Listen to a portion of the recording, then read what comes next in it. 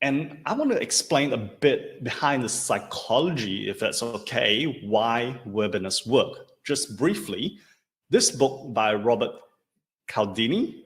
Anyone has heard of this book or this person, Robert Caldini? Can you type in yes? Okay, so Robert Caldini is actually, I think he's a university lecturer, and he does a lot of research into human psychology in relation to persuasion, why people are persuaded and what makes them get persuaded to do certain things. So if you're in sales or marketing, this is a highly recommended book, right? So yeah, here are 6 things why people get influenced by Robert Caldini, right? First thing is reciprocity. Now, reciprocity is when it's basically I scratch my back, you scratch my back, right? So like, me and my neighbor here, because of the lockdown, he says he can't get beer. So I've been giving him some beer, and, he's been giving me some sushi because he's from Korea. So we've been exchanging all these things like continuously over the past few weeks. Beer in return for sushi, which is kind of cool. Yeah, so that is reciprocity. When you do a webinar, what happens? What happens is there's a transference of value from you to the listener, to the attendees. That is what happens, right? And when attendees get value from it, what do you want to do?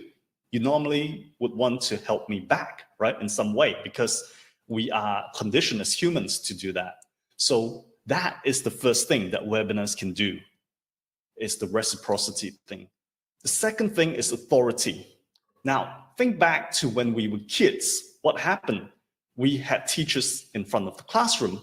We were conditioned that the person in front of the class, i.e. the teacher, is a person of authority. And so we naturally, when it comes to webinars, you are that person that's up there teaching, right? And sharing. And what happens is you now have the authority. Okay, so that helps you to become more persuasive. Likability. Can you develop likability in a webinar? Absolutely, right? Now, if I were a complete douchebag and, and all that kind of stuff, and I was talking about my Lamborghinis and my cars and my travels and all that stuff, you probably won't like me very much, right?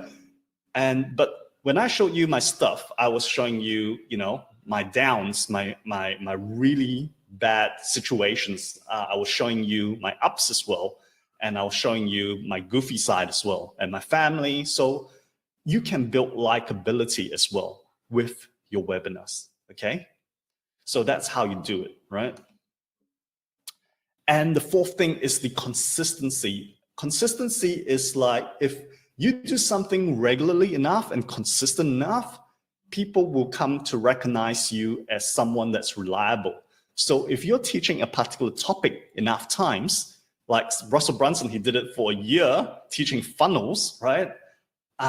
People came to recognize him as someone that's reliable in terms of creating funnels, right? And consensus. Consensus is social proof. So when you have a webinar and you have like dozens of people attending your webinar, and you can show social proof of the results that you have gotten before, and if you don't have results, that's totally fine too. But if you can show that happy customers, for example, right?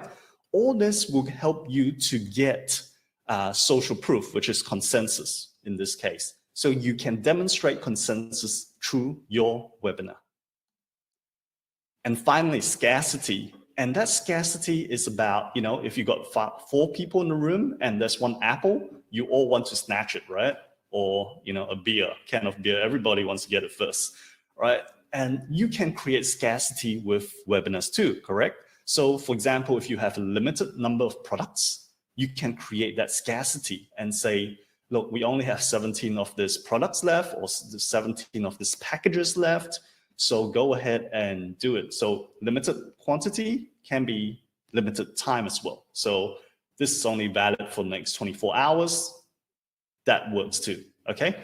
So this is why webinar works so well in terms of persuading people to take action, all right? So does this make sense to everyone, or was that like a little bit too deep?